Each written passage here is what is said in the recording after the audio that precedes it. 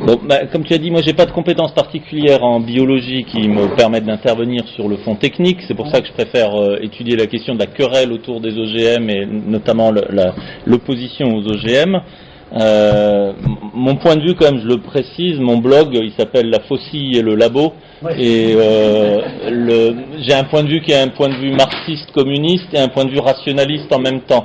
Donc moi, je m'intéresse à la question des OGM comme je m'intéresse à la question de la psychanalyse, parce que ce sont des questions qui font débat dans la partie du champ politique qui m'intéresse, disons, et j'essaye d'y défendre un point de vue rationaliste là-dedans. Voilà. Mais le fait d'être pas compétent, normalement, je sais pas si vous avez remarqué, sur la question des OGM, n'empêche pas les gens d'en parler en général. De toute façon. Et je vais vous donner un exemple, c'est un exemple assez haut placé. Je vais vous prendre l'exemple de Stéphane Le Foll, ministre de l'Agriculture en 2013, lorsque le Conseil d'État a levé la clause de sauvegarde. Donc la clause de sauvegarde, c'est ce qui empêche en France la culture d'OGM commerciaux. Et il n'y a pas de raison scientifique de le faire, donc le Conseil d'État regarde le dossier, il dit la législation de l'Union européenne, elle nous impose d'autoriser ça vu que c'est pas interdit. Le Conseil d'État prend cette décision et immédiatement le ministre de l'Agriculture fait une conférence, donc ça concerne un maïs OGM qui s'appelle le maïs MON 810, qui est un maïs fait par Monsanto évidemment, enfin évidemment dans l'imaginaire OGM, anti-OGM. Et Stéphane Le Foll dit mais ça va pas se passer comme ça, nous allons immédiatement interdire ce maïs résistant aux herbicides. Il se trouve que le maïs MON 810 n'est absolument pas résistant aux herbicides puisqu'il produit sa propre toxine insecticide. Voilà. Donc ça n'a rien à voir, mais le fait qu'un ministre de l'Agriculture, pas piégé dans une question à un moment donné, dans un débat, etc. C'est la conférence de presse de l'autorité suprême dans le pays sur ce sujet qui vient s'exprimer et qui vient justifier une interdiction qui va à l'encontre des agences d'expertise.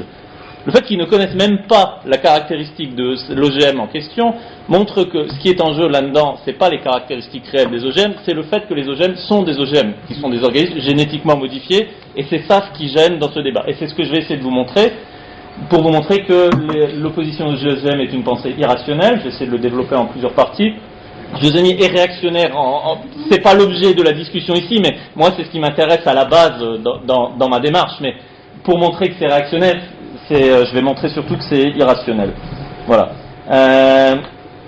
Commençons par deux images. Je ne sais pas si vous voyez bien celle d'en haut à gauche. C'est la commune de Puymérat dans laquelle je passe régulièrement pour aller voir ma copine qui habite dans la Drôme. On est en Drôme provençale et il y a un enchaînement de villages en Drôme provençale comme ça qui, quand on rentre dans le panneau, la commune stipule vraiment clairement, nous on est une commune sans OGM. Voilà. J'en ai deux ou trois. Bon, en réalité, des communes sans OGM en France, il y en a à peu près 36 000. Je ne sais pas quel est le nombre de communes qu'il y a aujourd'hui en France. Voilà, mais aucune commune n'est une commune avec OGM en France pour deux raisons. La première raison, c'est qu'il n'y a pas d'OGM commerciaux commercialisés en France. Vous ne pouvez pas faire une culture d'OGM quelle qu'elle soit. Les rares tentatives qui ont été faites par des semenciers sont victimes d'une clause de sauvegarde immédiatement de la part du gouvernement français. C'est pas quelque chose qui est propre à la gauche. Les OGM commerciaux, c'est 1996. La première clause de sauvegarde, elle est activée par le très anticapitaliste Alain Juppé en 1997, immédiatement, pour dire non, pas de ça chez nous. Voilà. Et depuis, il y a eu des moments où, alors d'abord, aucun paysan ou semencier n'essaye de s'y lancer. Dans les rares périodes où il y a eu un vide législatif qui permettait d'en cultiver, personne n'essaye en disant de toute façon mon champ il va se faire faucher et dans 3 mois le gouvernement réinterdit le truc, donc c'est pas la peine. Et même les semenciers, notamment le monstre Monsanto qui est censé essayer d'imposer, etc. Il y a eu un vide législatif de 4 mois où moi j'ai essayé de planter des OGM dans mon parc à côté de mes chèvres, qu'il aurait de toute façon mangé très vite, le maïs n'avait pas d'avenir, mais j'ai écrit à Monsanto, ils n'ont pas voulu m'en vendre. En disant nous le marché français ça nous intéresse pas, c'est pas la peine, ils essayent même pas. Bon, ils avaient une petite fenêtre, mais ils l'ont pas prise. La deuxième raison qui est plus inquiétante pour laquelle ça sert à rien de dire qu'on est une commune sans OGM, c'est qu'il n'y a aucune recherche expérimentale sur les OGM végétaux, aujourd'hui les PGM, plantes génétiquement modifiées, en France. Parce que la recherche scientifique sur le sujet a été, pour des raisons politiques, entièrement détruite par les faucheurs volontaires. Il n'y en a plus aujourd'hui. Bon, je vais vous donner 2 dates clés. La première date, c'est pas très loin d'ici, c'est juin 1999 à Montpellier, les locaux du CIRAD qui sont dévastés par José Bové et ses copains, sur des variétés de riz transgéniques qui étaient plutôt c'était la recherche publique, hein, et avec plutôt une vocation tiers-mondiste. Il s'agissait de mettre au point des variétés de riz qui soient utiles pour les pays en développement qui pouvaient en avoir besoin. Rien à voir avec les cultures de soja résistant aux herbicides ou tout ce que vous voulez, fait par Monsanto. Hein. Bon, mais les labos entièrement détruits. Et la boucle a été bouclée en quelque sorte en 2010 avec la destruction des vignes expérimentales de Colmar, où là il s'agissait de trouver une vigne qui résisterait au cournoué, une maladie qui détruit les vignes, qui était une expérimentation faite par l'INRA, Institut public, avec des conditions d'expérimentation très particulières. C'était l'INRA sous contrôle citoyen d'associations écologistes du type France Nature Environnement, etc., qui avaient vérifié le protocole et qui venaient régulièrement faire des visites pour voir la manière dont ça se passe. Parce que moi déjà me pose un problème politique de dire quand la science elle est à ce point sous le contrôle de lobbies idéologiques qui viennent dire vous devez travailler comme ceci que ça, mais pour monter vraiment patte blanche, l'INRA avait fait tout un protocole avec des droits de visite des associations environnementales. Peine perdue, 2010, les vignes de Colmar ont été saccagées par les faucheurs volontaires qui, c'est quand même extraordinaire, ont été relaxés en première instance. Bon, finalement, ils ont été condamnés, mais quand même, il s'est trouvé une cour de justice pour dire non, vous aviez le droit de rentrer, de tout péter dans les locaux de l'INRA, voilà, etc.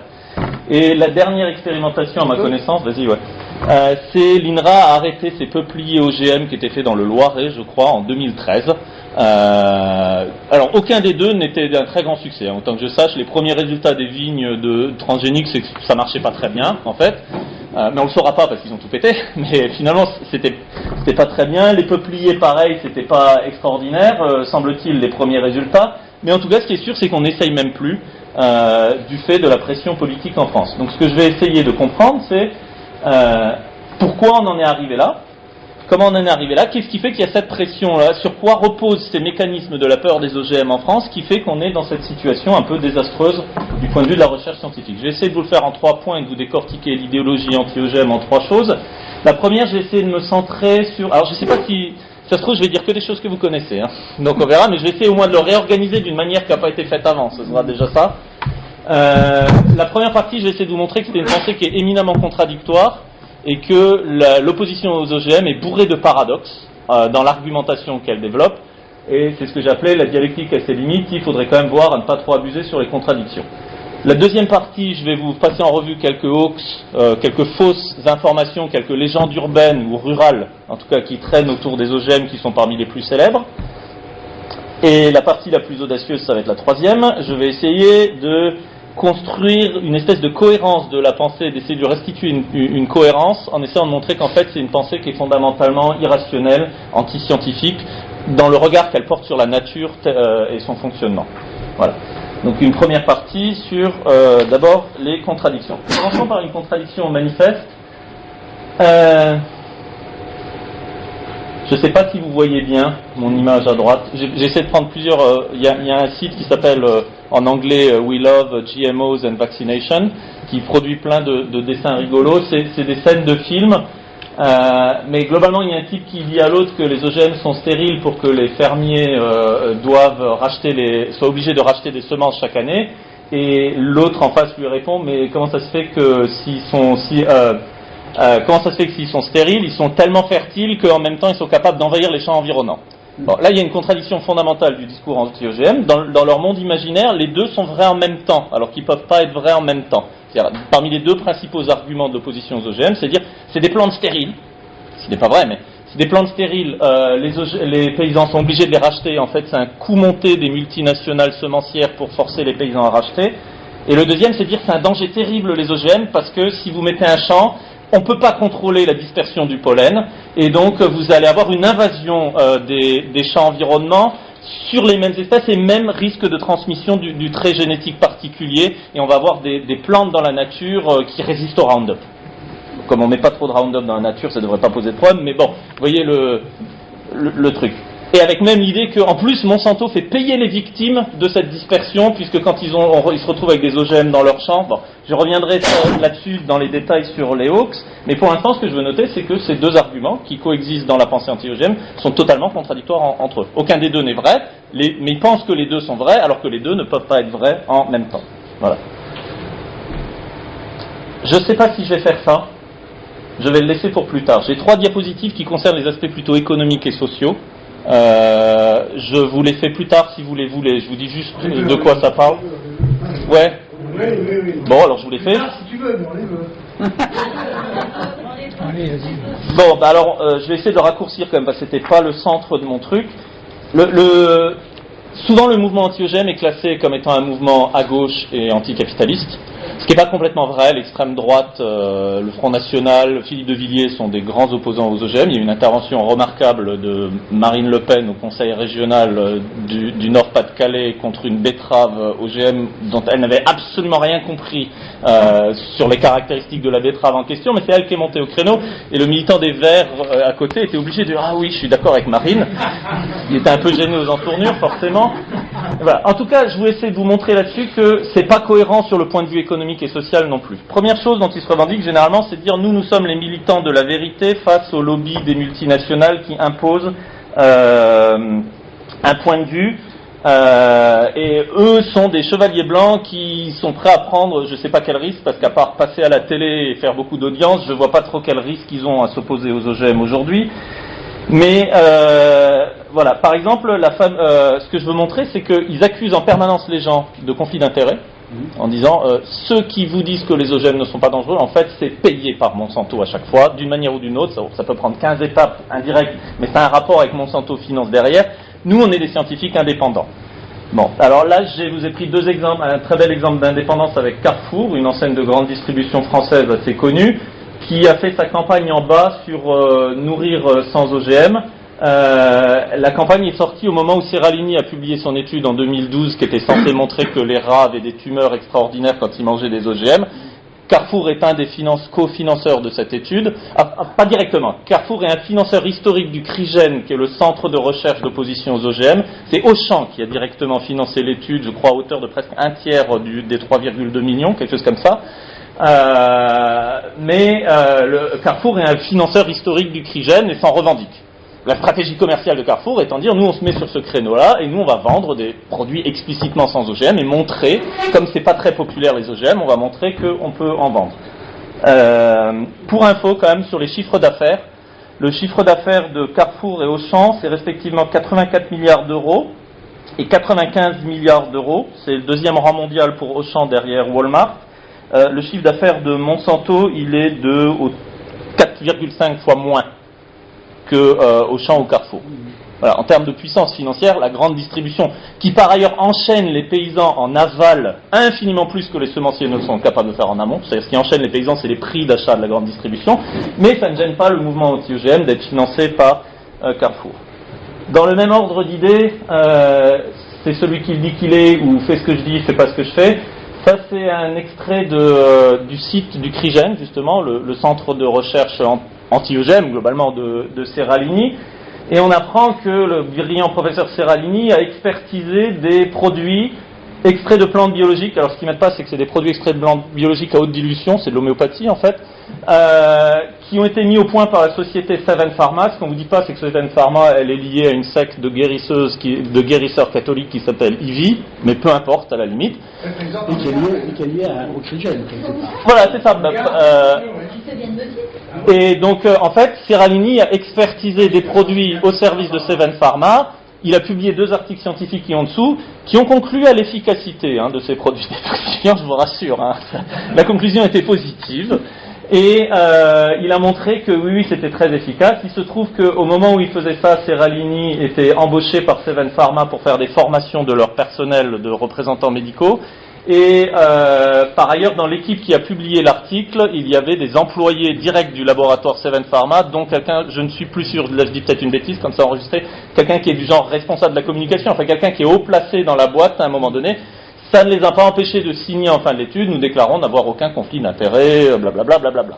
Voilà. C'est juste pour dire que, alors c'est pas un argument en soi, quelqu'un peut avoir de très gros conflits d'intérêts et dire quelque chose de vrai. Le vrai et le faux ne se déterminent pas par la position sociale de la personne qui parle. C'est juste pour renvoyer l'argument au paradoxe en disant vous passez votre temps à dire qu'il y a des conflits d'intérêts partout, sauf chez vous, alors que vous en êtes bourré. Et enfin, dernier élément de comparaison, c'est vous avez ici les chiffres c'est le chiffre d'affaires plus récent, 2014, de 2 organismes. En dessous, c'est Monsanto à 15 milliards en 2014. Et au-dessus, c'est Whole Foods, qui est aux États-Unis la principale chaîne bio. Globalement, c'est l'équivalent de Léa Nature en France. Sauf que Whole Foods, c'est quelque chose de beaucoup plus gros aux États-Unis que ne l'est Léa Nature en France. Et vous avez un chiffre d'affaires en fait qui est parfaitement semblable. Si on pense que Monsanto, du haut de sa puissance financière, est capable de manipuler toute l'information sur les OGM, je ne vois pas pourquoi Whole Foods, de produits biologiques, n'est pas capable de manipuler tout autant. Et je suis allé comparer avec d'autres chiffres d'affaires. Je vais vous en donner et je vous comprendrai après où je veux en venir. ExxonMobil, la même année, chiffre d'affaires de 394 milliards. On n'est pas dans la même division que ces nabos, là, avec 15 milliards quand même. ExxonMobil, 394 milliards, c'est l'équivalent du PIB de l'Autriche. General Motors, 153 milliards de dollars en 2012, ça fait 11 fois plus que le chiffre d'affaires de Monsanto. J'ai pris Air France aussi, parce qu'à l'époque je m'intéressais à Air France pour autre chose. Ils faisaient un plan de licenciement en même temps que Monsanto, c'est pour ça que j'étais allé voir le chiffre d'affaires des deux. Air France, c'est 27,2 milliards, ce qui nous fait encore 2 fois plus que Monsanto. Pourquoi je prends ces exemples-là ? Je trouve que tous ces exemples sont des entreprises qui sont plus ou moins directement liées au secteur des hydrocarbures, qui est directement mis en cause dans le réchauffement climatique. Okay. Si vous faites l'addition de tous les poids lourds du secteur des hydrocarbures, je vous ai donné ExxonMobil, mais vous pourriez prendre Total, pour prendre des Français, vous prenez Shell, etc. Vous avez une puissance financière monstrueuse, qui est sans commune mesure avec le tout petit lobby, à l'échelle mondiale, des semenciers et des fabricants de pesticides. On n'est pas du tout dans la même catégorie. Mais comment ça se fait que cette immense puissance financière dans le domaine des hydrocarbures n'est pas capable de briser le consensus scientifique sur le réchauffement climatique qui est lié aux activités anthropiques et à l'activité humaine? Okay. Il y a un consensus scientifique, ils ont beau avoir une puissance financière monstrueuse, ils ne sont pas capables de le briser parce que la science, elle a ses propres règles de fonctionnement et les scientifiques ne se font pas tous acheter comme ça et l'immense majorité des scientifiques expliquent que le réchauffement climatique est lié aux activités humaines et notamment au dégagement de CO2. Voilà. Donc, comment ça se fait que dans un cas, un tout petit lobby en termes de puissance financière serait capable de contrôler toute l'information et mentirait en permanence aux gens et établirait une vérité officielle, etc., alors qu'un très gros lobby dans un autre domaine n'est absolument pas capable. Là aussi, il y a un paradoxe. Autre paradoxe, je vous ai pris l'exemple du riz doré parmi tous les OGM pour vous montrer que c'est l'exemple qui incarne parfaitement le degré d'hypocrisie de la pensée du mouvement anti-OGM, qui généralement explique que les OGM, c'est quoi ? C'est un instrument des multinationales et des semenciers qui veulent avant tout vendre leurs produits, quelles qu'en soient les conséquences. Ça a des traits dangereux, les OGM, comme la résistance aux pesticides et aux herbicides, pardon, et qui pourraient se répandre dans la nature. Ça ne joue aucun rôle dans la faim dans le monde, ça sert à rien, ça te sert juste à vendre du Roundup, etc. Bon, prenons avec le riz doré, vous avez un riz qui ne correspond absolument pas à cette grille de lecture-là. C'est une plante dont la caractéristique est d'être renforcée en vitamine A. Bon, je ne sais pas si le fait que le renforcement en vitamine A se diffuse dans la nature serait une catastrophe absolue, si tant est que le mécanisme soit possible. Bon, mais pas de danger spécifique. La mise au point du riz doré s'est faite par un consortium qui en regroupait des financements privés, mais qui était sous contrôle public, avec pas de brevet à payer pour utilisation de la technologie. Quand Monsanto fait payer ses brevets, généralement, c'est pas le brevet sur le produit final, c'est le brevet sur le mécanisme de fabrication. Okay. Et là, il n'y a pas. Et il y a même des projets de distribution en dessous d'un certain niveau de revenus. Les paysans de certaines régions d'Asie où ça serait nécessaire pourraient avoir accès gratuitement à ces semences. Quel est l'intérêt du renforcement de la vitamine A ? A priori, on ne le voit pas très bien. C'est que dans certaines régions du monde, notamment en Asie, la carence en vitamine A produit des effets négatifs sur la santé avec une maladie dont j'ai oublié le nom, mais dont la principale caractéristique est que ça vous affaiblit la cornée, que ça peut vous rendre aveugle. Bon. Il se trouve que dans le régime alimentaire de ces régions-là, il y a un manque de vitamine A. Alors on pourrait cultiver plein de carottes et il y aurait beaucoup de vitamine A, mais il se trouve que les gens ne mangent pas ça. Par contre, ils mangent beaucoup de riz. Si on avait un riz qui serait déjà simplement enrichi en vitamine A, on résout globalement quasiment le problème. Voilà. Donc, ça ne correspond absolument pas à la description des OGM telle que faite par le mouvement.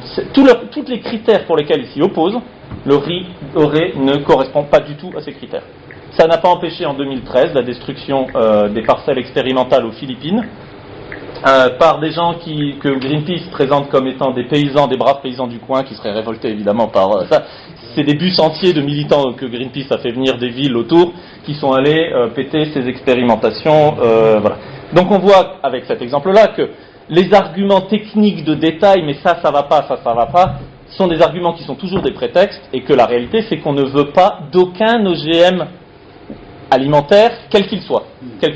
Même si on vous trouve celui qui a toutes les caractéristiques qui pourraient être humanitaires, etc., ils n'en voudront pas quand même. La xérophtalmie. C'est ça.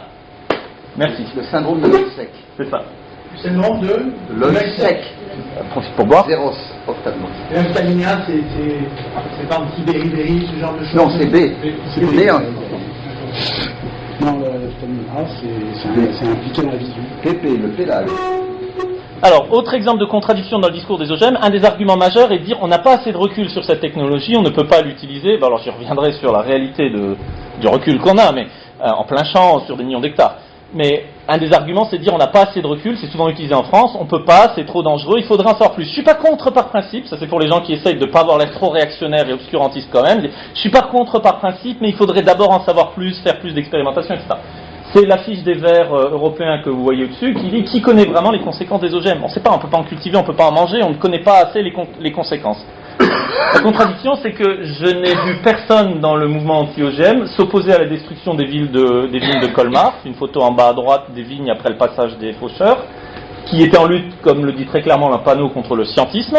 Donc c'était bien la science qui leur posait problème là-dedans, plus que l'absence de savoir, c'était le savoir qui leur posait problème. Puisque quand on met en place une expérimentation, précisément l'expérimentation de Colmar avait pour but de voir comment ça peut se passer en conditions réelles et est-ce que le trait de résistance pourrait se diffuser par le biais du bactérie du sol à autre chose, etc. Le but était de tester précisément ce qui les inquiète. Bon. Ben, on ne le saura pas parce qu'ils ont pété l'expérience. Donc en réalité, c'est pas qu'ils veulent savoir plus, c'est qu'ils veulent pas savoir. L'argument n'est pas à ce niveau-là. Bon. Pour le remettre en contexte aussi, cet argument, c'est un argument qu'on entend souvent en France, c'est trop tôt, je veux bien en laboratoire, toi ça va, je veux bien en laboratoire mais pas en plein champ parce que ça pourrait se répandre, ça serait terrible. Bon, 1996 est le début des cultures commerciales d'OGM, elles ont été cultivées sur des millions d'hectares depuis maintenant 20 ans, ça fait 20 ans pile cette année, et elles ont été consommées par des millions de gens, des êtres humains, et des millions d'animaux d'élevage sur plusieurs générations, en ce qui concerne les animaux d'élevage. Non seulement on n'a pas vu l'apocalypse, mais on n'a pas vu d'indigestion non plus à la base pour ça. Donc l'argument de dire on manque de recul, chaque minute qui passe dans le monde est un argument qui affaiblit, est un élément qui affaiblit cet argument, puisque on a une échelle d'aujourd'hui très très large. On peut toujours en savoir plus, mais il faudrait ne pas détruire les expérimentations.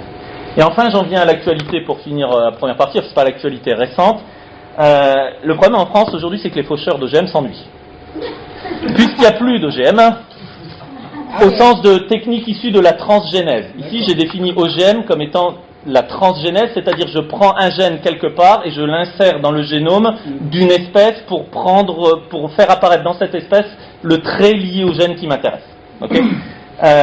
Donc comme il n'y a plus de ça du tout, même pas expérimental, ils n'ont plus rien, ils ont tout pété, il n'y a plus rien, donc ils ont décidé de trouver des OGM cachés pour pouvoir aller péter autre chose. Et par exemple ici c'est un article de journal qui rend compte d'une destruction qui a été faite dans la Drôme, je crois que c'était en 2013, je ne me suis pas noté la date, de tournesols, des tournesols qui sont qui ont un rôle dans la lutte contre l'ambroisie. L'ambroisie c'est un peu chiant parce que ça provoque des allergies, des trucs. Il vaut mieux c'est de s'en prévenir. Donc je sais plus quel est le rôle que joue ce tournesol, mais il a un rôle dans le cadre de la lutte contre l'ambroisie. Bon, ils sont allés le péter parce qu'il fallait bien s'occuper. Et donc ça c'est un tournesol qui est issu d'une technique qui s'appelle la mutagenèse. La mutagenèse c'est différent, c'est le trait que vous voulez faire. Tu vas le définir mieux que moi, mais il s'agit de forcer l'apparition de traits par...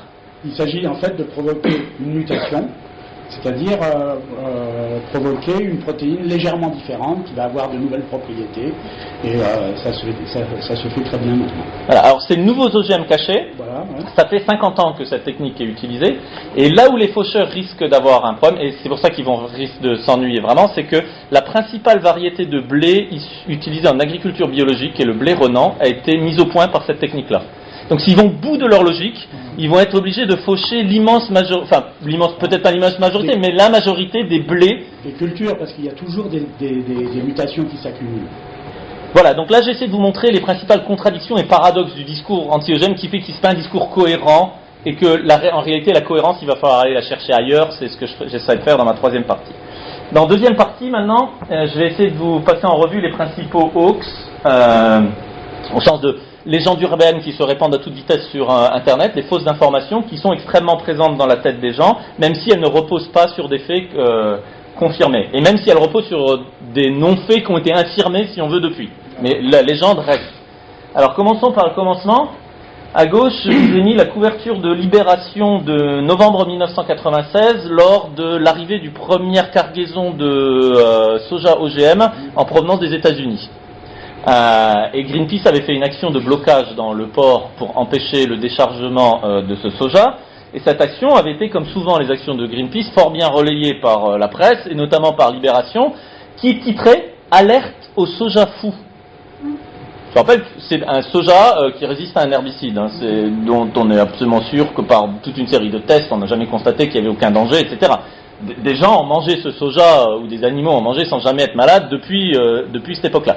Mais lui, titre « Alerte au soja fou ». Il faut savoir qu'en 1996, on est encore dans la crise de la vache folle. Il y a eu des morts en Angleterre en 1996 liés au prion.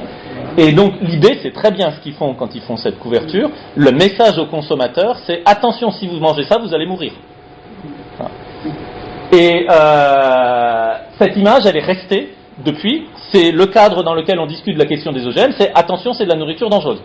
Ça a beau avoir été infirmé pendant 20 ans par toute l'expérience, et eux n'avaient aucune donnée qui leur permettait de comparer en quoi que ce soit à la crise sanitaire qui était liée à la vache folle, mais c'est l'image qui reste. Je vous ai mis à droite quand même, pour dire qu'il y a des lueurs d'espoir dans la vie, l'auteur de l'article à l'intérieur, l'article qui est illustré par cette première page, c'est un journaliste qui s'appelle Jean-Claude Jaillette, qui est à Libé, il est passé à Marianne Depuy. Il a publié il y a quelques années un livre qui s'appelle « Sauver les OGM ». Parce que, comme c'est pas un imbécile, il a décidé de changer d'avis, et qu'il était responsable de ça, il a continué à étudier le dossier, il a dit, mais c'est n'importe quoi ce qu'on raconte, et il a fait un livre pour défendre, au contraire, les cultures d'OGM. Il n'est pas le seul, il y a notamment quelques cas dans les dirigeants de Greenpeace en Grande-Bretagne, la première génération de fondateurs de Greenpeace, je pense à Mark Linas en particulier, mais il y en a d'autres qui disent que le discours que tient cette ONG aujourd'hui est un discours complètement fou, anti-scientifique, et surtout contre-productif du point de vue des nécessités de nourrir la planète. Juste un détail, c'est préfacé par Axel Kahn, qui est une autorité en génétique. recherche médicale. Et en bioéthique, qui a présidé le conseil de la bioéthique en France. Ouais. Deuxième très célèbre, c'est peut-être le plus célèbre des hoax propagés par le mouvement anti-OGM, c'est l'histoire du gène Terminator. Donc c'est ce que je disais tout à l'heure, c'est la croyance la plus répandue parmi les militants OGM, c'est l'idée que les plantes OGM seraient stériles, et que cette stérilité, elle est voulue par les semenciers pour forcer les paysans à racheter chaque année de nouvelles semences. Bon, alors, et c'est ce qu'on appelle le gène Terminator. Terminator parce qu'il termine, il tue, et donc on ne peut pas se reproduire. Voilà, la plante, elle se développe, mais elle ne peut pas se reproduire, il n'y a pas de deuxième génération, on est stérile. Nous, je crois qu'on est stérile à la deuxième génération, voilà. Et en fait, cette technologie existe.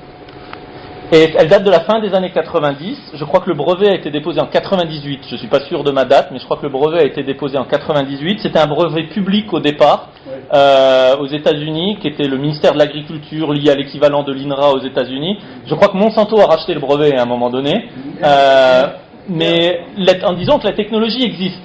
La technologie, elle avait aussi pour but de rassurer les anti-OGM qui avaient peur de la dissémination. Voilà. En disant, si on met ce gène-là, rassurez-vous, il ne pourra pas y avoir de dissémination, la plante est stérile. Du coup, c'est devenu l'argument inverse en disant « Ah, ils font exprès de rendre les... » Bon, alors que ça avait plutôt pour but de rassurer les populations qui étaient effrayées par ça. Et donc, du coup, c'est devenu le principal argument contre les OGM. Il y a un léger détail quand même qui n'est même pas évoqué. J'ai regardé hier l'article de Wikipédia sur le gène Terminator en français, qui visiblement est rédigé par des anti-OGM. Le léger détail, c'est que ça n'a jamais été utilisé commercialement. C'est-à-dire la technologie existe, il n'y a jamais eu un seul OGM vendu, PGM vendu, qui était doté de ce gène. Il n'y en a pas. C'était une recherche expérimentale pour tenter d'eux. Et sur le marché, c'est un peu compliqué, je pense, pour un semencier d'arriver à imposer ce truc-là. Ça aurait peut-être rassuré les anti-OGM, mais de toute façon, ça ne les rassure pas. Mais en tout cas, ça n'existe pas. La technologie existe, mais elle ne concerne pas les plantes réellement cultivées dans des champs. Voilà. Les PGM aujourd'hui cultivés ne sont absolument pas stériles. En fait, la situation est exactement la même que pour les variétés modernes, comme par exemple les plantes hybrides. La situation est que pour avoir la meilleure qualité de vos semences, vous achetez directement votre semence au semencier qui les a fabriquées et vous ne les replantez pas l'année d'après, non pas parce qu'elles sont stériles, mais parce qu'elles vont perdre leurs caractéristiques que vous recherchez au fur et à mesure. Vous allez avoir des semences de moins bonne qualité. Il est plus rentable pour le paysan de racheter directement au semencier plutôt que de replanter une partie de sa récolte dont les caractéristiques vont être moins bonnes l'année d'après. C'est absolument pas nouveau, c'est absolument pas lié aux OGM, ça existe depuis, je crois, la fin de la Deuxième Guerre mondiale, enfin globalement le boom de l'agriculture dans les années 50. C'était pratiqué par l'INRA. Voilà, c'est... avec le semence hybride. Voilà, c'est quelque chose qui est tout à fait typique. Il y a la majorité des paysans français, il n'y a pas d'OGM en France aujourd'hui, la majorité des paysans français rachètent ces semences chaque année sur ce mode-là, surtout dans les grandes cultures de type céréales, etc. Voilà. Donc on ne peut pas appliquer la logique qui est la logique du jardinier dans son jardin qui va replanter ses trucs de ses tomates. Et encore, souvent les jardiniers rachètent les trucs de l'imagrin l'année d'après pour avoir des bonnes graines. Voilà. Mais ça ne change absolument rien par rapport aux hybrides. La technologie OGM n'est en rien nouvelle par rapport à ça. Le gène Terminator est un mythe en termes d'application concrète. Les OGM ne sont pas stériles. Donc plutôt que de dire des bêtises, il faudrait peut-être revoir la série des Terminator. Je vous ai mis la fiche du 1, le 2 est meilleur quand même. Je vous conseille plutôt le Terminator 2, qui est à mon avis le chef-d'œuvre absolu de James Cameron. Deuxième histoire extrêmement célèbre, l'histoire du paysan doublement victime de Monsanto, qui est la deuxième légende urbaine qui est tout aussi fausse que la première. Tout le monde a entendu parler de ces cas, souvent c'est au pluriel, de paysans qui ont vu leurs champs envahis par dissémination par des OGM venus de champs voisins et qui du coup se retrouvent avec des OGM dans leurs champs et Monsanto vient faire des vérifications, il trouve des OGM, il dit vous m'avez pas payé la licence correspondant à mon brevet, je vous poursuis en justice. Voilà, donc les paysans sont doublement victimes. Ils ont dans leur champ des OGM qu'ils ne voulaient pas et en plus ils doivent payer. Pour ça, c'est absolument dégueulasse. En fait, il n'y a pas des cas, il y a un cas. Derrière, le cas c'est celui de Percy Schmeiser, ça c'est un film David versus Monsanto, c'est David contre Goliath, et je vais essayer de vous restituer le cas tel qu'il s'est passé. L'histoire date de 1998, on est au Canada et Percy Schmeiser il fabrique du colza, à un endroit où effectivement il y a des champs de colza transgéniques depuis 2 ans à côté de chez lui. Et Monsanto a effectivement trouvé des plants OGM dans son champ et l'a effectivement poursuivi en justice. Voilà. Dans ce que je vais dire après, je tiens à préciser que je ne critique pas Percy Schmeiser pour avoir tenté d'arnaquer Monsanto. Je pense qu'il a bien raison, si c'est ça ce qu'il a fait. Bon, je ne lui reproche absolument pas d'avoir tenté d'arnaquer la multinationale. Par contre, il faut restituer les faits tels qu'ils sont, et ce n'est pas un exemple de dissémination incontrôlée dont un paysan aurait été victime. Puisqu'en 2004, la justice canadienne a définitivement tranché et elle a condamné Percy Schmeiser au dépens. On peut penser que la loi est dégueulasse, la loi sur les brevets, etc. On peut penser qu'elle est dégueulasse, mais en tout cas l'application de la loi et le dossier scientifique qui était derrière montraient que Percy Schmeiser n'avait pas été victime d'invasion, de dissémination par le vent, puisque dans les champs en question on avait retrouvé entre 94 et 98% de plants OGM parmi son colza. Il n'y a aucune dissémination qui est possible, vous pouvez avoir 0,3%, je sais pas, peut-être 1%, un truc comme ça, voilà. Mais vous pouvez pas avoir 94% d'OGM à un endroit dans votre champ et dire « c'est pas moi qui les ai plantés ». On ne sait pas exactement ce qui s'est passé. Il est possible que son champ était victime de dissémination, qu'il a récolté le produit et qu'il l'a replanté l'année d'après, même si on sait que c'est pas forcément une très bonne idée pour avoir le trait caractéristique qui va se dégrader, mais il a sans doute replanté lui-même des grains qu'il a récupérés soit par dissémination, soit ils sont tombés du camion, je sais pas, mais voilà. Encore une fois, je reproche pas à Percy Schmeiser d'avoir tenté d'arnaquer Monsanto, je suis pas très favorable aux législations sur les brevets, mais en tout cas, ça ne peut pas être pris comme un exemple de dissémination, c'est pas possible qu'il y ait 94 à 80% d'OGM dans un champ à cause de la dissémination. Voilà. Et or, les mouvements anti-OGM auraient pu utiliser cet exemple pour poser la question des brevets, justement, et des choses comme ça, en disant, bah oui, mais il faudrait que les paysans y aient plus accès, etc., sans que ça coûte aussi cher, tout ce que vous voulez. C'est pas ça ce qu'ils ont fait. Ils ont utilisé ce cas pour le prendre comme cas archétype d'une dissémination qui, en fait, n'a jamais eu lieu. Troisième hoax le célèbre, c'est l'histoire des paysans indiens qui se suicident à cause des OGM, qui est celui sur lequel moi j'ai le plus publié sur mon blog. Je crois que j'ai dû mettre 3 articles parce qu'il revient régulièrement avec des nouvelles versions. Et là, celui-là, on peut le sourcer à peu près sûr. Je ne sais pas si c'est elle qui l'a inventé, mais en tout cas, c'est elle qui l'a propagé en Occident. C'est un hoax qui vient largement de la militante anti-OGM indienne qui s'appelle Vandana Shiva, qui se présente comme physicienne. Elle a une licence en sciences physiques. Elle est moins physicienne que les profs de collège en France en physique-chimie, mais après elle a fait des sciences, de la philosophie des sciences. Mais elle est souvent présentée comme étant quelqu'un de très compétent parce que c'est une physicienne, etc. Bon, le fait qu'elle soit physicienne ne la rend pas plus compétente par ailleurs pour les biotechnologies, hein. Mais c'est elle qui est largement responsable de ça en disant voyez ce qui se passe chez nous depuis l'introduction des OGM, voici le mythe tel qu'il est. Les paysans se suicident massivement en Inde. Il y a une explosion du nombre de paysans en Inde à cause des OGM. Pourquoi à cause des OGM? Parce qu'ils achètent ces semences très chères qui ne sont pas rentables. Les paysans se retrouvent ruinés avec des champs qui ne donnent rien et ruinés, ils se suicident en masse. Voilà. Dans un premier temps, je m'étais dit, pour essayer d'expliquer ça quand j'ai été confronté au mythe, je m'étais dit corrélation n'est pas causalité. Je m'étais dit c'est peut-être un problème quand dans le capitalisme parfois on introduit une nouvelle technologie qui est beaucoup plus productive, il y a ceux qui peuvent se la payer et ceux qui peuvent pas se la payer. Ceux qui peuvent pas se la payer c'est souvent les petits, ils disparaissent mangés par la concurrence et effectivement ils sont dans des situations extrêmes. Là. C'est un peu comme au moment où on introduit le tracteur, ceux qui peuvent pas se payer le tracteur, ils disparaissent dans la concurrence capitaliste par rapport à ceux qui ont le tracteur. Et je me suis dit on va pas pour autant protester contre les tracteurs. Généralement on va protester contre les mécanismes économiques mais on va pas protester contre la technologie elle-même. Et en fait, ça servait à rien de faire toute cette élaboration que je viens de vous faire, parce que c'est pas qu'un problème de causalité-corrélation, c'est qu'il y a même pas de corrélation.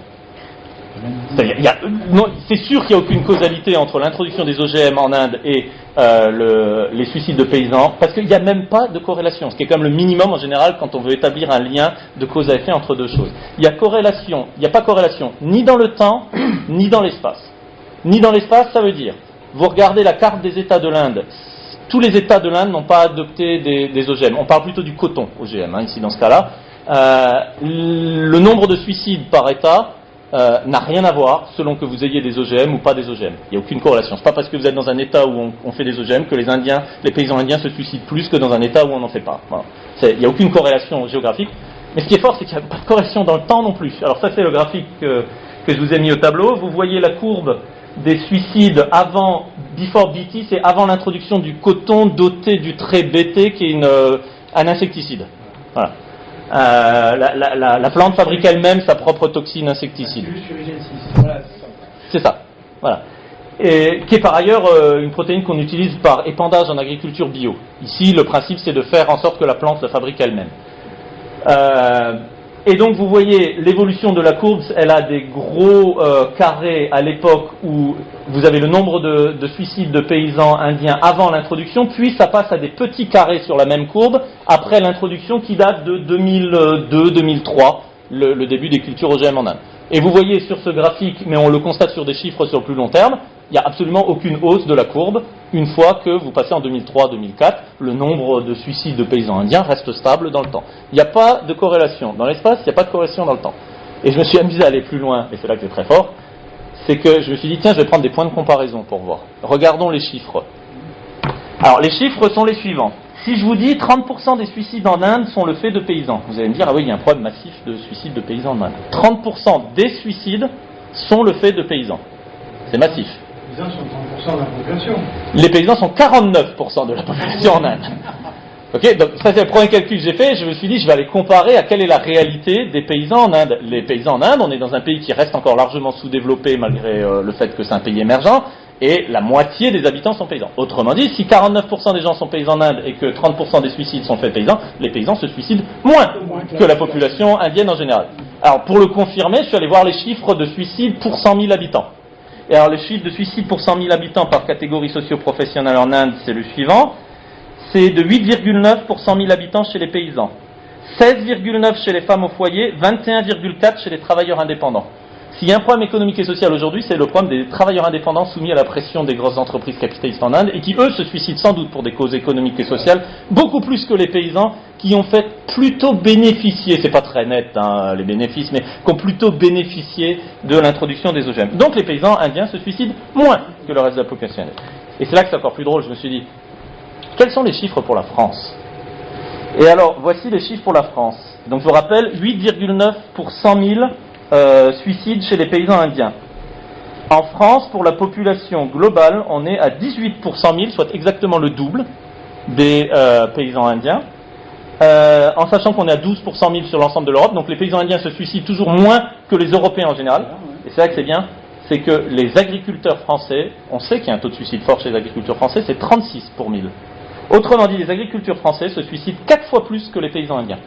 Je ne sais pas si c'est parce qu'ils n'ont pas accès aux OGM qui se suicident autant, mais en tout cas, il y a un problème avec les chiffres pour les gens qui expliquent que les paysans se suicident en Inde à cause des OGM. Il y a eu un cas dans l'Aveyron d'un paysan qui s'est suicidé parce qu'il voulait faire des OGM que les autres ne faisaient pas. Il a fini par se suicider. Oui, alors lui c'est un problème de pression morale, je pense et c'était un paysan écolo, je me souviens, j'habitais dans le Lot à l'époque, et c'est un type qui avait une sensibilité environnementale assez forte et qui a très mal vécu le fait d'avoir été mis à l'index comme étant un pollueur dangereux, etc. Voilà, je vais passer là-dessus, je vous ai mis quelques hoax de plus, je vous ai mis les références des articles sur mon blog. Je considère comme un hoax l'histoire de Gilles-Éric Serralini, le chercheur courageux et indépendant qui a montré que les OGM sont des poisons sur une magnifique couverture du Nouvel Observateur. On peut y revenir dans la discussion, mais ça c'est un des trucs les plus connus sur tous les biais de cette étude, le cherry picking, enfin tout ce que vous avez. Dans ceux qui m'ont intéressé, que j'avais essayé de vérifier, il y a l'histoire de l'étude russe qui a montré que des hamsters nourris aux OGM avaient des poils qui leur poussaient dans la bouche. Apparu sur Mediapart par le gars qui à l'époque faisait les articles sur les OGM pour Mediapart. Il n'était pas embauché par Mediapart, mais c'était leur pigiste à qui il confiait ça. Comme j'ai des copains à Mediapart, je leur dis, je crois qu'il y a un problème avec vos journalistes qui écrivent sur les OGM. Ils diffusent des hoax. Donc depuis, il a fermé son blog et il a arrêté, l'article n'est plus en ligne. Et sinon, il y a l'histoire du colza transgénique qui a envahi le bord des routes aux États-Unis. On n'arrive plus à contrôler le colza transgénique aux États-Unis. Il a envahi, etc. Et on en trouve le long de plein de routes. Alors, il se trouve que c'est le long des routes par lesquelles passent les camions avec les graines OGM. Ce qui fait qu'en fait, les graines tombent, un certain nombre qui tombent du camion et elles germent.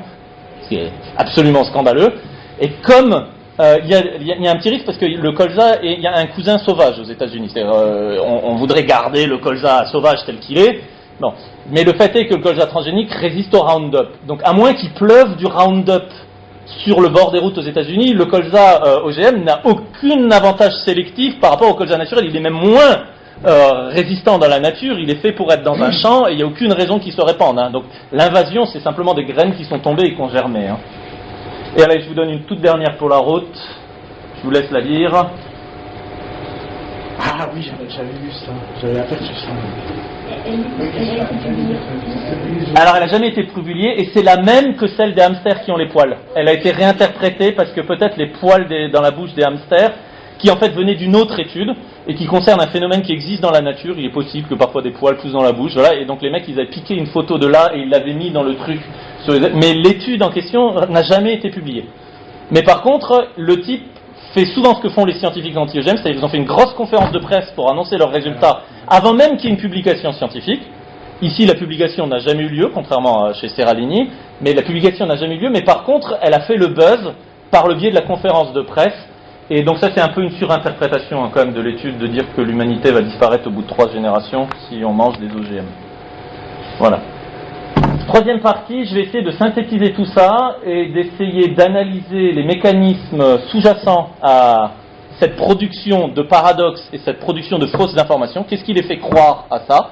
Et qui fait que même si c'est manifestement faux, les gens veulent se rattacher à cette croyance-là quand même.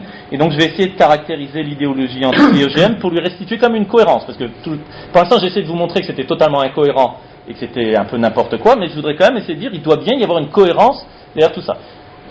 C'est un exercice un peu difficile, c'est le truc sur lequel je suis le moins sûr de mon topo, parce que c'est un peu le plus neuf, élaboratif, le reste je me contente de rapporter des trucs qui existaient déjà, et en sachant aussi que c'est un peu une généralisation forcément ce que je vais faire, parce que tous les militants anti-OGM ne vont pas correspondre à ce schéma général que je vais dresser.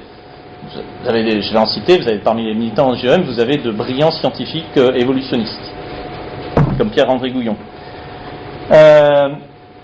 Premier élément, à mon avis, qui est derrière l'idéologie anti-OGM, c'est ce que Gérald Bronner et Étienne Géhin appellent dans leur livre le précautionnisme. Le livre s'appelle L'inquiétant principe de précaution, et qui est un des éléments de la pensée moderne, qui est la peur de tout ce qui est nouveau, et qui est considéré comme un danger par étant nouveau, parce qu'étant nouveau, qui est un peu l'inverse de ce qu'on a connu au XXe siècle, où tout ce qui était neuf était bien.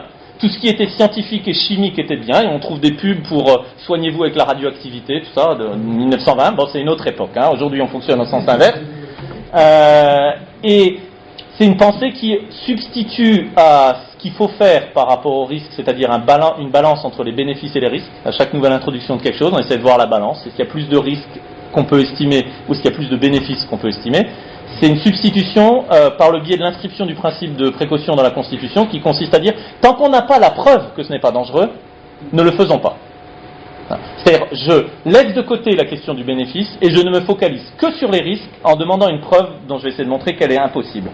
Alors, de toute façon, les militants anti-OGM n'accepteront jamais la preuve.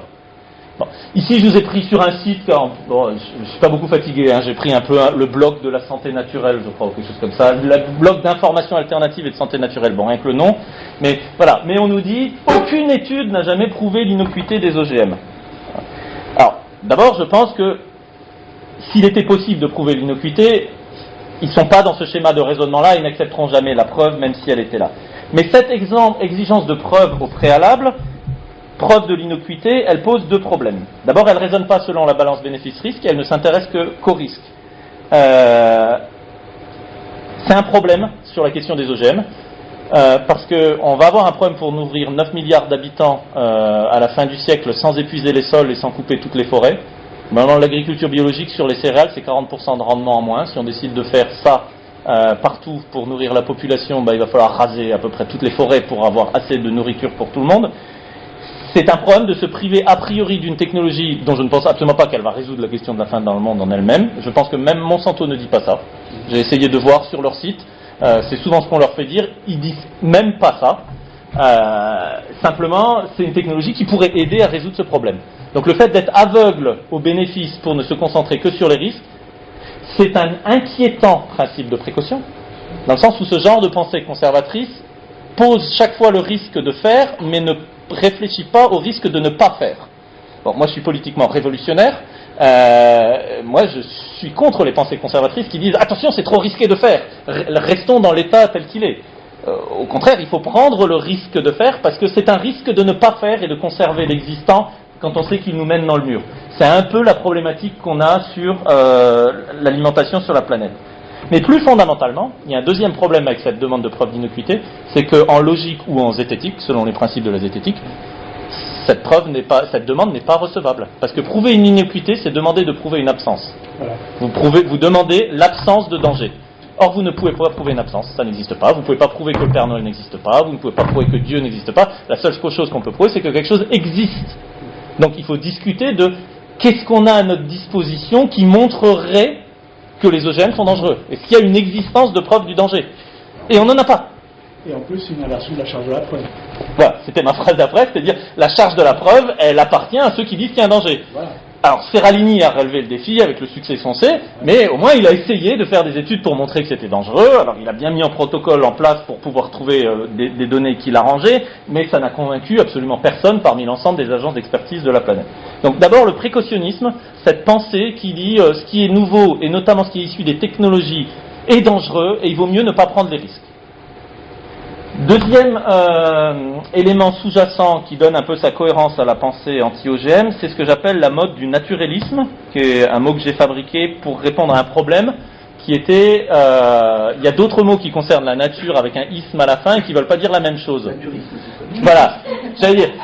Ne pas confondre le naturalisme avec le naturalisme, qui est une activité extrêmement sympathique consistant à s'intéresser à la vie des petits oiseaux, ou je sais pas, des plantes, des champignons dans la nature, de prendre des photos, de connaître tout ça, qui est une activité éminemment respectable, j'essaie de pratiquer à mes heures perdues.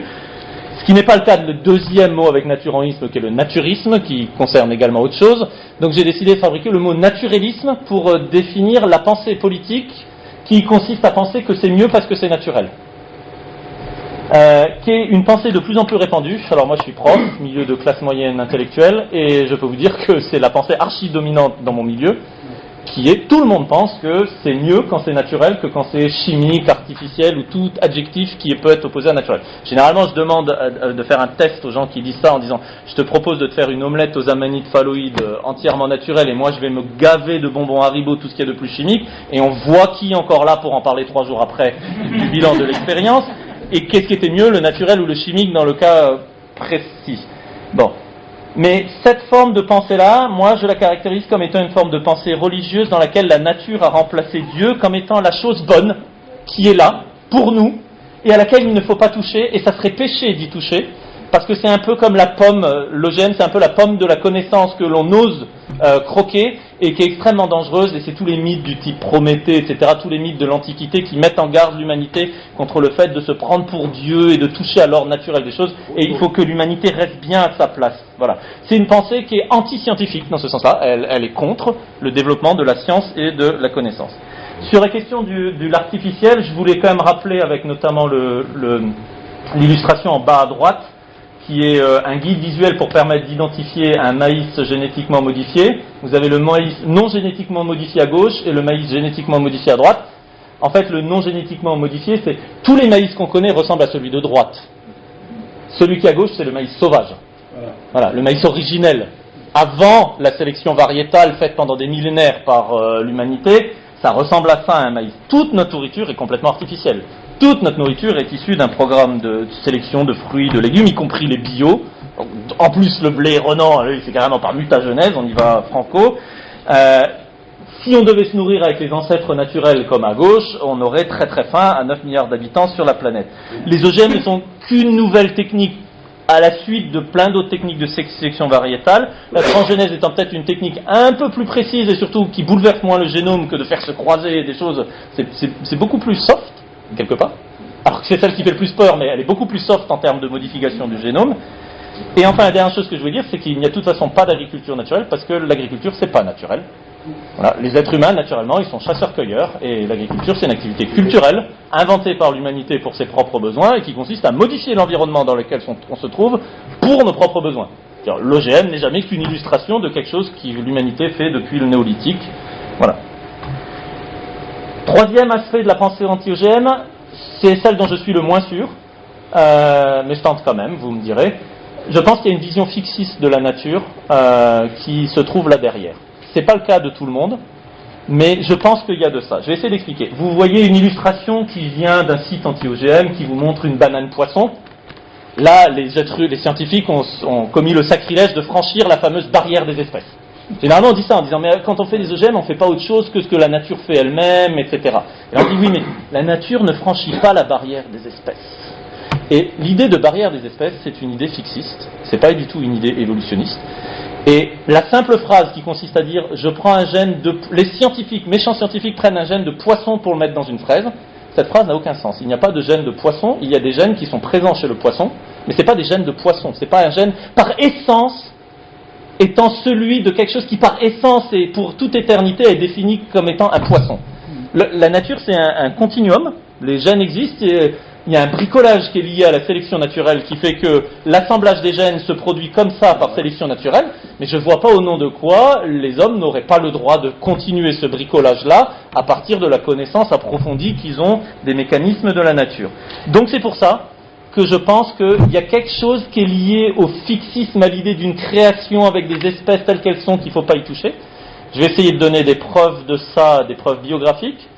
Le fondateur du CRIGEN en France, donc le centre de recherche contre les OGM, est un botaniste qui est décédé l'an dernier, qui s'appelle Jean-Marie Pelt, qui est de Metz, comme moi, qui était un militant chrétien, spiritualiste, et dont la vision de la nature était profondément imprégnée par sa pensée chrétienne. Je ne dis pas que c'était pas un bon botaniste, je ne dis pas du tout ça. Je dis que par contre, sa vision générale de la nature, il a écrit des livres sur Dieu et la nature, qui sont totalement imprégnés de pensée spiritualiste.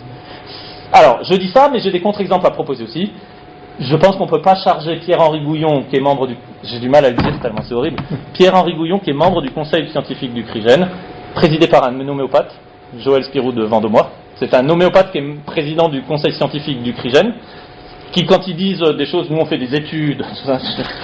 Bon, je suis pas sûr que la question de l'étude les préoccupe vraiment quand on est homéopathe de métier.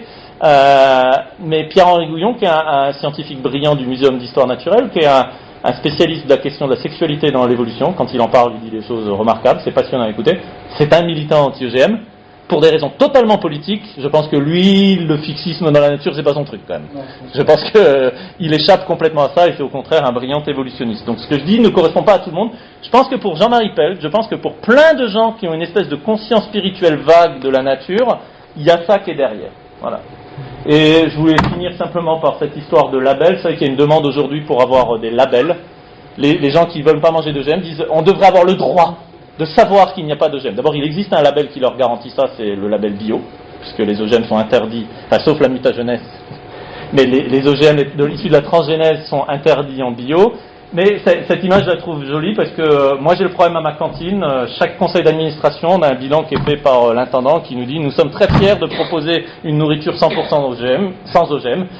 Et donc, chaque année, je demande et en quoi est-ce une source de fierté? Pourquoi? Bon, et il se trouve qu'à ma cantine, les élèves musulmans, par exemple, ont le droit de ne pas manger, d'avoir un repas alternatif les jours de Pâques. Donc, on a pris en compte leurs croyances religieuses. Et pour moi, c'est du même ordre. Cette image-là, entre un label kasher et un label sans OGM, c'est deux convictions religieuses. Et je pense que la société n'a pas à payer pour faire ces vérifications-là. Que les gens qui veulent manger kasher et leur propre label, c'est leur droit. Que les gens qui veulent manger sans OGM et leur propre label qui correspond à leurs convictions religieuses, c'est leur droit. Mais il n'y a pas de raison d'imposer une législation auprès de tout le monde avec des vérifications qui coûtent à n'en plus finir. Et je voulais finir définitivement par ça, en disant, si vous voulez devenir un activiste qui résiste à la pression des lobbies obscurantistes financés par la grande distribution, n'hésitez plus, engagez-vous et rejoignez le mouvement des planteurs volontaires d'OGM. Voilà.